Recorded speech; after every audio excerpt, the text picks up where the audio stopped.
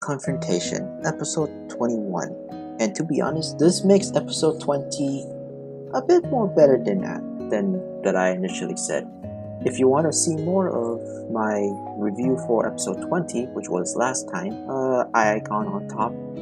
But configuration did actually make that episode a bit better. So 21 basically is the technical part 2 of episode 20. Now, I do think that maybe there was a slight time skip, maybe by 1 or 2 days, but the plot point is still exactly almost the same from the previous one. And the reason why I say this one is better is because at least Lila gets her comeuppance in this episode. Finally. Now, it might be taking a bit long, but I will actually restate my claim that episode 20 is not a 4 out of 10, but more so maybe a 5 or 6 out of 10. Most likely 5 out of 10. It's only slightly better because of this episode alone, while that one is actually a bit more unbearable to say the least, and very much more vanilla.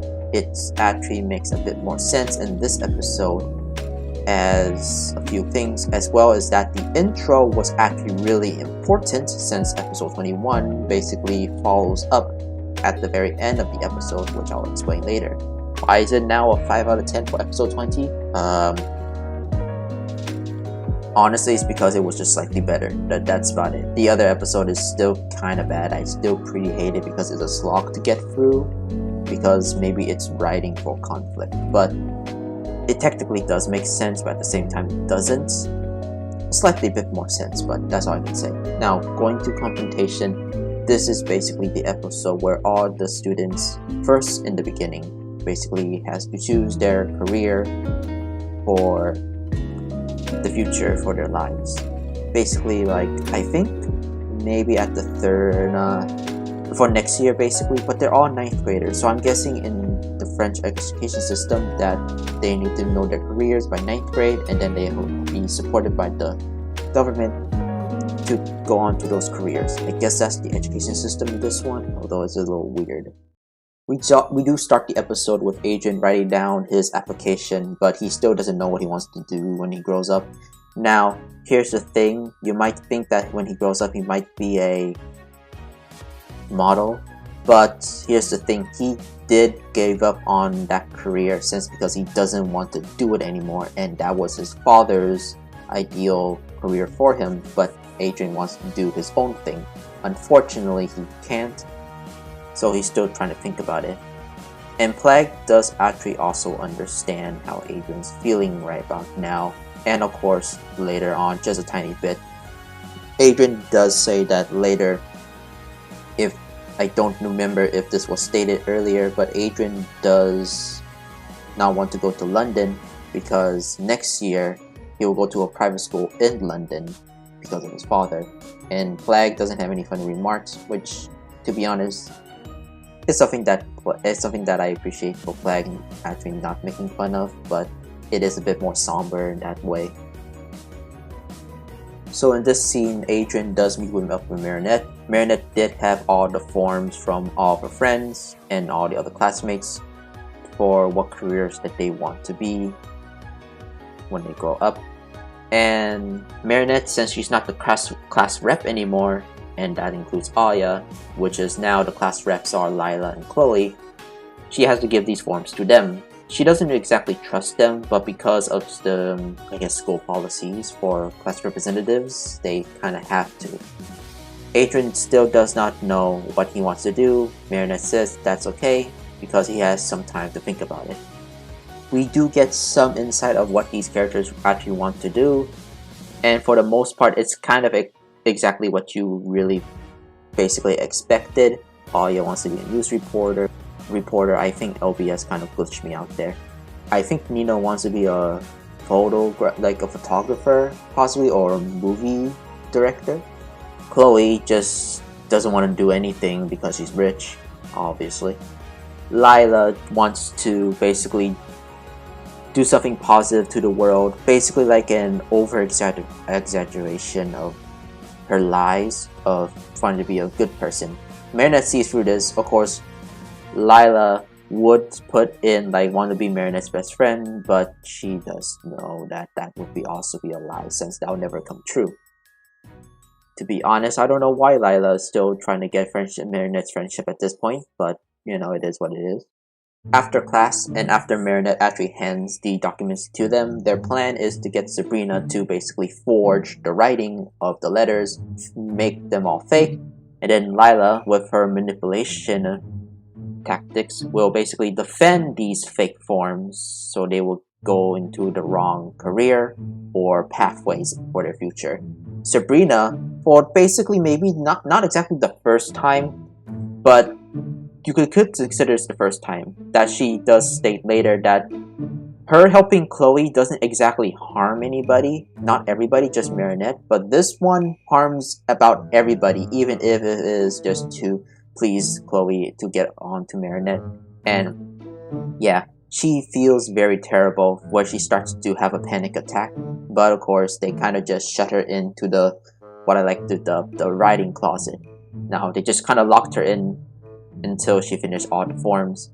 Later on, it'll be stated later what she does next, but we'll move on from that because this is really just a sad scene for Sabrina, honestly. That you know she's actually in a state of basically panic and she has nothing else to do because she gets manipulated a lot. Like someone recently from one of my Discord groups. I don't want to talk about that though. Either way, let's continue. The principal basically walks in one day and he actually hears noises in the boiler room. He later finds out that it was just the kids, you know, the resistance. Basically, they're planning to stop evil and such. He kind of allows this and he sneaks his way back out. Marinette is the only one who spots him, but then later Marinette got a phone call and she went outside. Just outside from the cellar door. The science professor basically knows about this for a while and she shows it to the principal. But since the principal knows what they're doing, he defends them. Unfortunately, this does give him a little bit of a bad rep from the science professor. Kinda obvious. Adrian finally finishes his application and gives it to the class reps, although when they say that they'll basically like, you know, keep it safe, Adrian obviously just doubts that. Now at this point in time, you can see the facial reactions from here, and you can see Sabrina is just pretty much doesn't want to do this because of her facial expression. She's kind of sad, and Chloe just whatever. Because at this point in time, Chloe has no intention to be closer to Adrian at this point anymore, unless of course the writing basically reverts back to what it was. But right now, those two are not friends anymore, just enemies.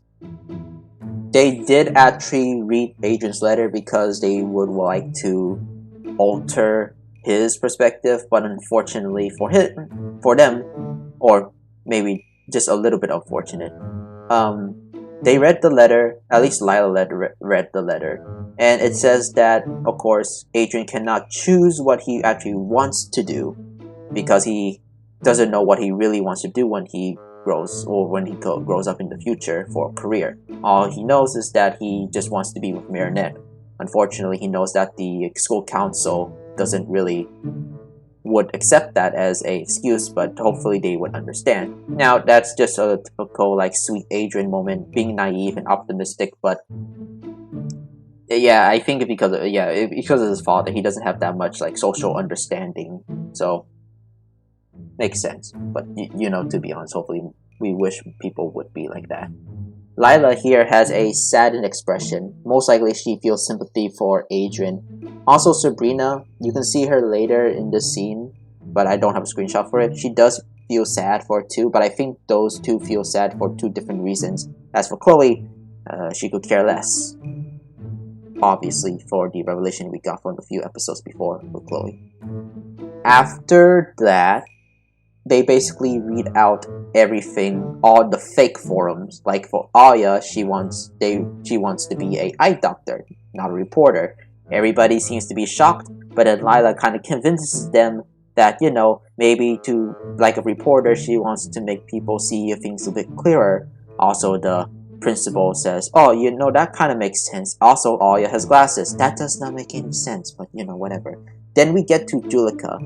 and everybody was pretty shocked on that. Almost everybody. It's been stated here that Julica wants to redo the grade. Apparently, redoing the grade is also a career choice. I just don't know what is the career choices for this application do, but yeah, just redo the grade. Now, it's been stated here that Julica actually redo the grade before. Since she's now an 8th grader, that means that she was a 7th grader back then, which means she was held back in 7th grade, but then she moved on to 8th grade. And now, considering that her grades are getting much more better than last time even, she's ready for the 9th grade. But this means she will be pulled back again to the 8th grade, which everybody is pretty much in shock, obviously. That would imply that Julica is the oldest kid in the classroom, which is something to say the least. And everybody's shocked, and they're just like, do we really need to do this? Unfortunately, later on, the science professor, she just says the same line again as like their grades allow it. Just do it. I feel like even though she's shocked in this scene, she really just does not care for at this point. I think it's just too mundane for her, and she would rather just get this over with. Unfortunately, everybody agrees to the form that Lila read, because Lila gave a good, reason. The reason why Julica chose to not go to the next grade level, which is 9th grade at this point, is to fix her speech impediment. And yes, Julica has a speech impediment. It's not because she's super shy or anything. It's just a speech impediment that was never ever been stated, but I guess it makes sense. It's not a speech impediment. It's more just an anxiety disorder, honestly, for Julica. But I guess she's not that shy, maybe in a different way. I'm not a doctor. Oh, maybe. I don't have the experience yet to notice this, but I kind of do understand about a speech impediment, which I think I'm developing one right now, or at least I do know people who has it, and unless this is like a thing that Julica does that some people actually do have, then I guess it is understandable. But considering the show never actually like delves into this much, and it's kind of joking that she's the super quiet one who mutters, I really don't know. But I think I'm getting a little off track here. Everybody got their forms back, and it is a bit funny for some of these guys, but once Rose read out Julica's form, she shouts out that Julica wants to repeat the year again, and then everybody noticed that that's where everything kind of seems very, very wrong. Now, Julica right here is very upset, and everybody notices that too, so they're trying to cheer her up before maybe a comeuppance starts. Unfortunately, it does work, and Julica becomes Reflecta again, this time with the tiger powers. Now, I think it's been a long time since we saw Reflecta again, but this is maybe her 4th appearance, and this may be her strongest appearance yet, because at this point, now she can just clone everybody to be her. Like, exactly her. Share the same mind, so everybody has a mind, so everybody she basically touches turns into her and is part of the hive mind. It's like that type of thing. Also, yeah, when she uses a tiger power, when she uses the tiger's miraculous power, which is clout, she could, anything hit in the radius turns into her. So yeah, she has an AoE attack, so that's pretty nice, if it's a made in contact, that is. May I remind you that this is actually half of the episode. We'll still have another half coming up later. Now at this point they do have a plan, and it's just to get the Reflectas close to them, and then take out the object that has the Akuma in. Their plan is to basically tape a fake wall, let the 2 copies of Reflecta punch each other with the power of the tiger, and then crack it from there. Now, this is a good idea. Unfortunately, this brings up a lot of questions. This happened. When the 2 Reflectas basically use the Tiger Miraculous, they just make a nuclear explosion. Well, equivalent to a nuclear explosion. More like just like I feel like so like oh god, how I explain this. So basically later after this scene, there's just a big old crater there that maybe an asteroid would actually flatten. We saw it's the same size asteroid that Plague did beforehand in a few episodes before, but this one is just pretty much interesting. This is also including that this is in an alleyway where there's a ton of buildings, and then this went off. I don't know how, but it does also seem like that Ladybug and Cat Noir did not escape the blast as well, so they did tank this. And the explosion is pretty big since the shockwave was actually sent. So I don't know how big or strong this explosion is, but it destroyed a lot of skyscrapers and basically a big hole in the ground. Maybe it was just some flare, and maybe they don't want to render a big old crater here, but that's the power. What happens if cloud... This is like the true power of cloud, basically, if it actually makes contact with itself. So it would... So Tiger is basically about the same as Cataclysm, just a bit more messy, basically. And the day is saved, for now. Going back to the school and cheering up Julika. I don't know why I said Luca. Julika. And later on, Lila basically just kind of talks about this to Marinette and then asks Marinette what does she write, and she said fashion designer, exactly how I write it. So they never actually changed Marinette's thing.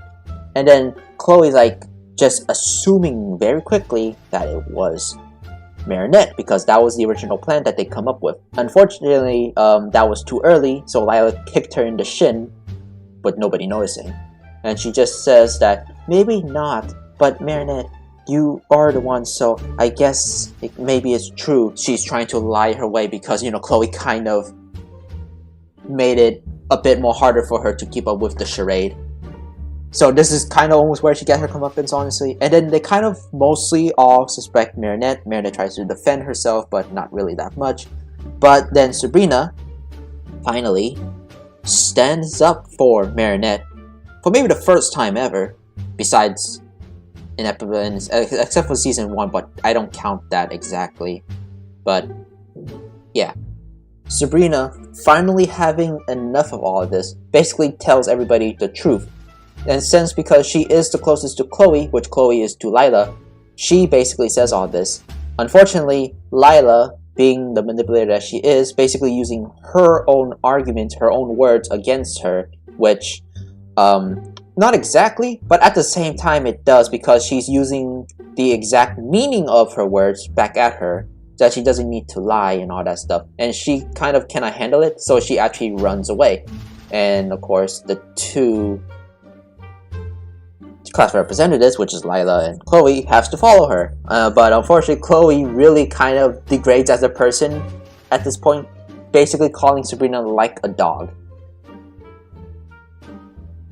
I would say it's fitting, but it's not in the way I would say it's fitting, but okay.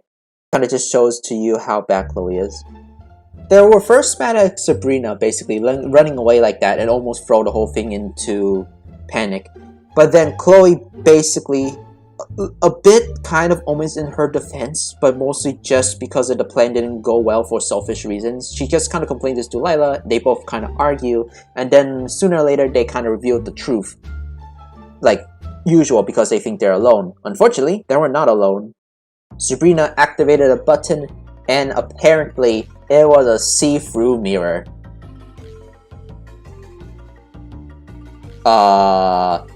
This has some implications, and this is a specifically women's restroom outhouse, so yeah, that's some implications, but apparently, thankfully, we never actually saw anybody using this bathroom. Thankfully, everybody has the ability to hold their stuff in, basically. So this was just basically a prop. But yeah, if you didn't notice, the original bathroom was basically broken because Marinette actually broke some stuff in there. But it was just for improvisation. She did tell the principal about it and tells to make it outhouse because of her plan. But you know, the principal basically believes this, so he actually does this. So what actually happens into this plan, and yes, I would before I go further, everybody heard it and everybody saw it. And so Sabrina basically turns the button on, which lets these two basically see the outside now. This was a very high-tech mirror. I don't know how the principal got money for that, but the principal got some bank, that's all I could say. So earlier, we do have exclamation that inside the writer's closet, Sabrina basically was in on it with Marinette the whole time. Unfortunately, she was basically very mixed on this. She is about against it because it goes against Chloe, but she does understand where Marinette's coming from, and she does suspect about Lila doing heinous things. And now, since both of them treated her so badly, she doesn't want to be a part of this anymore, and calls for Marinette. Marinette saying this, hears this, and it's like, okay, so do you want to do, so like, yeah. So like, Sabrina does go forward with the plan, because she now sees the truth. And of course, she saw the truth, but she doesn't want to believe it. But since Chloe is technically her best friend, most likely due to Stockholm Syndrome, she basically calls Marinette just to help Chloe out mostly, but mostly for her own safety at this point. First and foremost, at least she has some standards. That's good. She's not just a mindless slave like we all thought she would, like in the earlier seasons, honestly. So Marinette tells her the plan, and starts up her setup, basically. She did tell the principal to order the stall because, you know, the bathroom was broken. The principal, knowing the full thing now, basically tells that both Lila and Chloe are expelled from school. Unfortunately, Chloe has the blackmail ability, and that is to call her dad the mayor. And the mayor says that if his daughter and Lila are expelled, he will fire the principal. And the principal is basically forced to accept this because, you know, higher power, all that stuff, and that's how Chloe blackmails people. But here's the thing, and this is the twist of irony, honestly. His wife told him to tell the mayor about what will happen if they do something to Chloe. And it's just kind of funny, but this also brings up a lot of questions. My theory is that the reason why they got why the wife and the mayor basically kind of reverted back is because Zoe came here and might have reminded her about her other love affair, and that kind of shattered the re-blossoming of their love for each other. And now the wife is just, oh boy. So in conclusion about this, it seems like the mayor has given his wife a bit too much power, to the point where she herself can fire the mayor. I don't know why. I feel that's kind of impressive, and I don't know when this happened, but yeah, pretty much. Also, it would also imply that, oh boy, that would imply that the wife of the mayor was making the shots the entire time, and the mayor was just basically doing all this. This is very reminiscent of some sort of like a historical event that happened, a political historical event. I don't remember when, but this is very familiar. I think I read this in history class or something. Either way, let's continue. The principal, feeling like he failed in his job and unfortunately cannot give out the punishment, it's been going for too long, and now he feels hopeless, which now the Akuma is really just going to get him. Yes, Hawkmoth did another one because his plan was already in motion. One already did it, but he can feel a lot more despair in the classroom, so he actually waits for a tiny bit more longer, and he finally gets one. Now, Marinette is trying to help get the Akuma away from him, and everybody else in the room tries to help give him some positive reinforcement. Unfortunately, Chloe being Chloe, belittles him pretty much a lot, and yeah, it just kind of made it worse. Now, here's the thing, the not the necklace, the little charm that Ladybug always gives to people when they return back to normal basically glows for the first time, basically. But this time the emotion, since his motions right now in this screenshot were positive, it glowed a little bit. Unfortunately, since because of Chloe, it dimmed a bit. Later, Cat Noir came in and basically supports the principal, saying that, what would the owl say if he sees him like this? But then, you know, the principal took this the wrong way, and then he just says like, "Ah, even now superheroes see how pathetic I am." Okay, that didn't really help all that much. As a last line of defense, or at least what Julika thinks, she has to finally, I guess, speak for the first time in quite a while, basically. Yeah, so if you guys don't remember, Julika speaks clearly and fluently for the first time in Season 3. If I remember correctly, yeah, Season 3.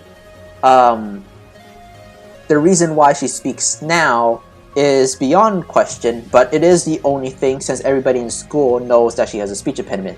Now, the reason why nobody realized that nobody, even the principal, didn't hear her talk clearly before is because the time that she talked out loud was only to family or to her friends, never really in public. So I guess the speech impediment is based on public speaking, maybe? Who knows? But after that did actually gave the principal a lot more hope, basically. That a student basically trying to get over their speech impediment is still supporting them because they basically support her throughout most of their school life. So with newfound determination, he believes in himself a lot more, and this happened. The charm glows a very bright yellow light, and then it transformed into a translucent shield. Everybody was surprised about on the shield, and then once the Kuma basically tries to fly towards it, everybody was pretty much shocked on what's gonna do. But when the Akuma touched the shield, it turned into a normal butterfly.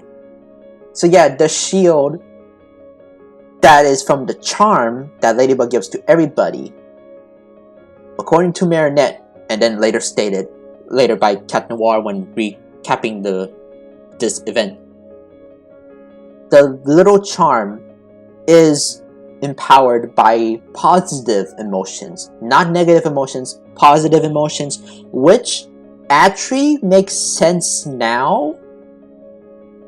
But this also does mean that every single time the charm will fail to Mega Akumas than normal Akumas. The charm only works on normal Akumas to protect them, but Mega Akumas can break through it because at that point people are having negative emotions, which that means the charm will most likely never work on Mega Akumas. Now this was a Mega Akuma, and the shield actually turns it back to normal, which means that with enough positive energy, positive emotion, they can light the darkness, and what happens here? And to be honest,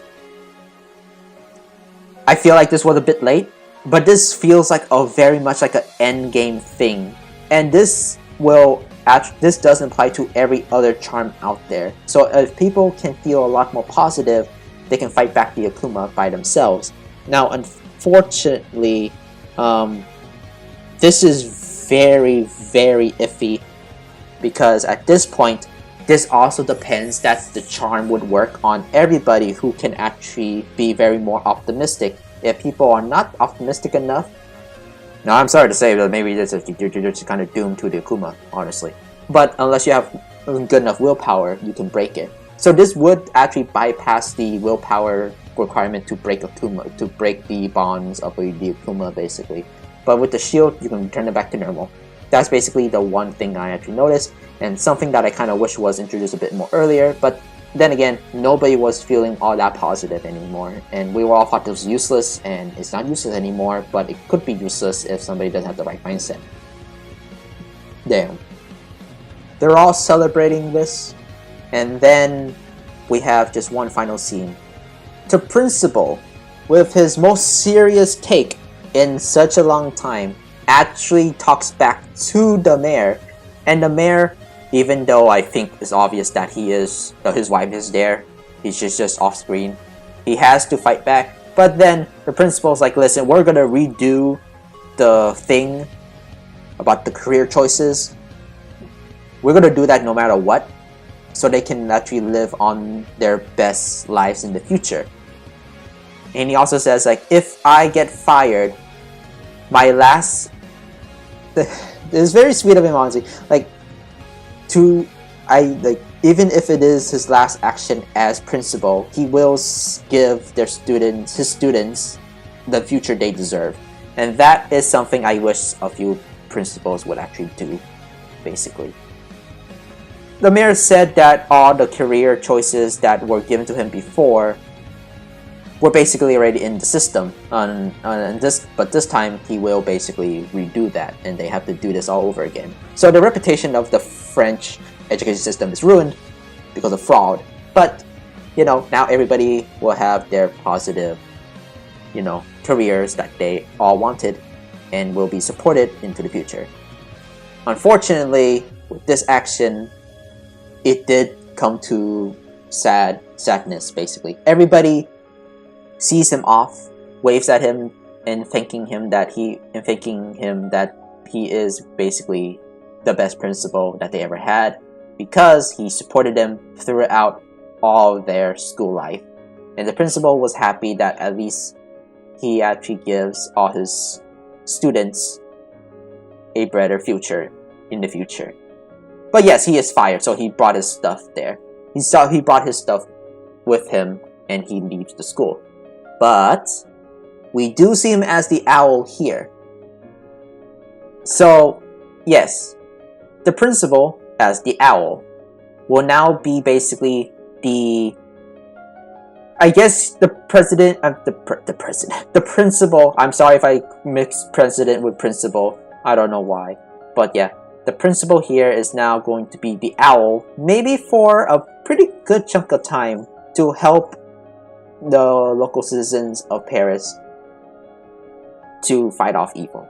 And so he's with the resistance now. It's pretty sweet. Now, there is a post-credit scene. The post-credit scene starts with the teacher and, of course, Chloe.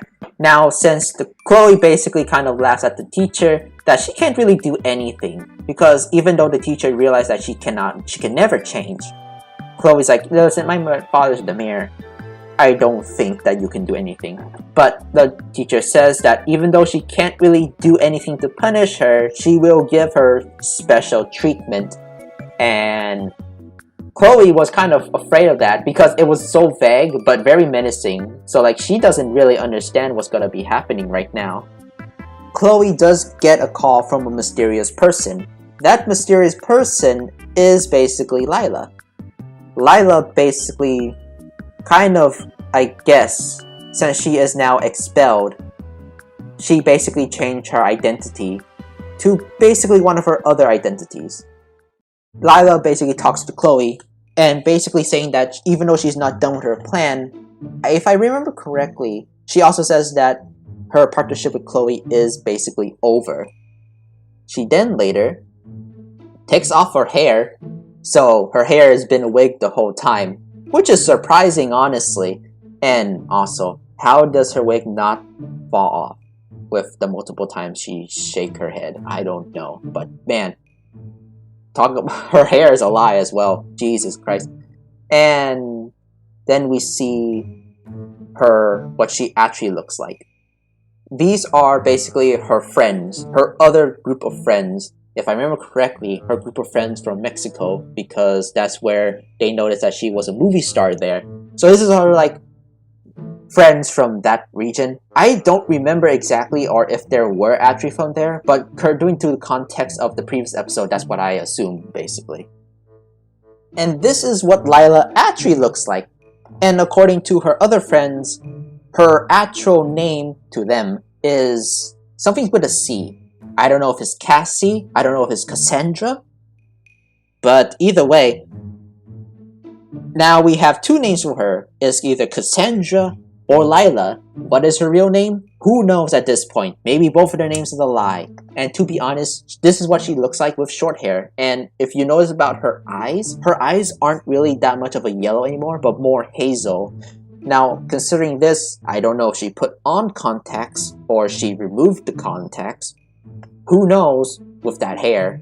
But like, yeah, this is what she actually looks like. Now, this is a very interesting design. And to be honest, I know she's supposed to look like as a different character, but she looks like another character from another series. Let me know in the comments below if you actually think about that, honestly, because I really don't know. But she looks very familiar. This character model looks very familiar, honestly. But yeah, this is what she actually looks like.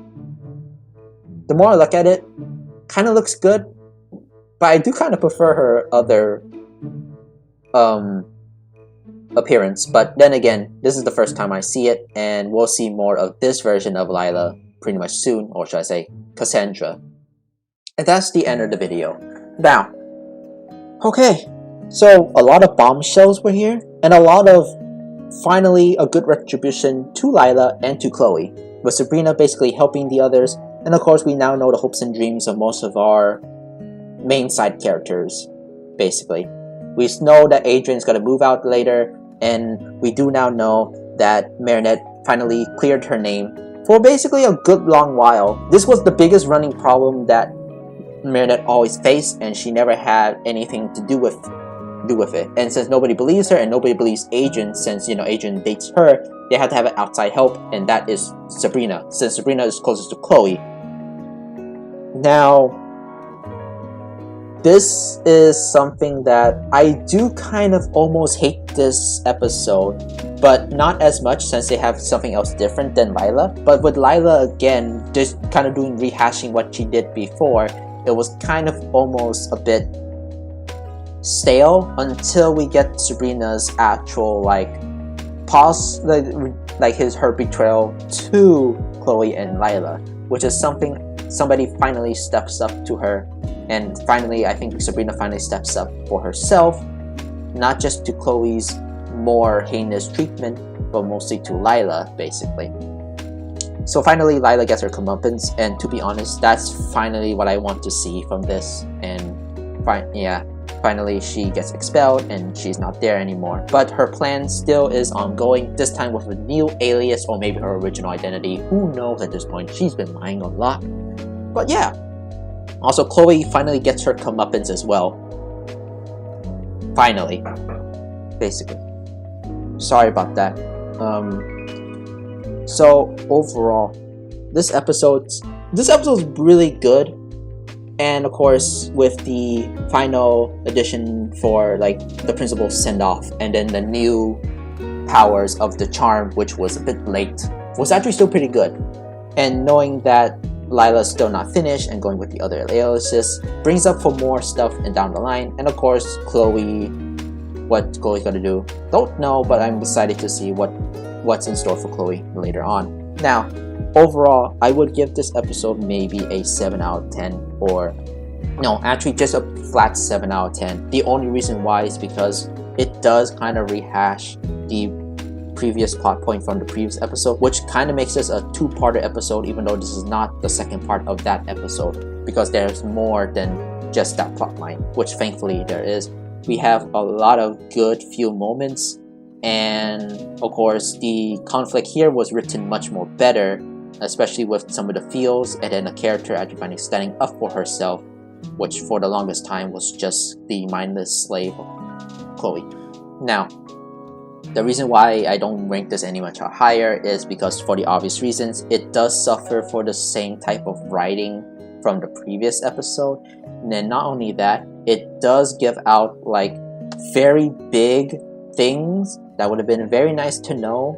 And since it's very close to the end of the season, unless season 6, which I don't think it would be a very good idea at this point, because this episode seems like a setup for the end game and the end of the series, which is something I don't know how I feel about.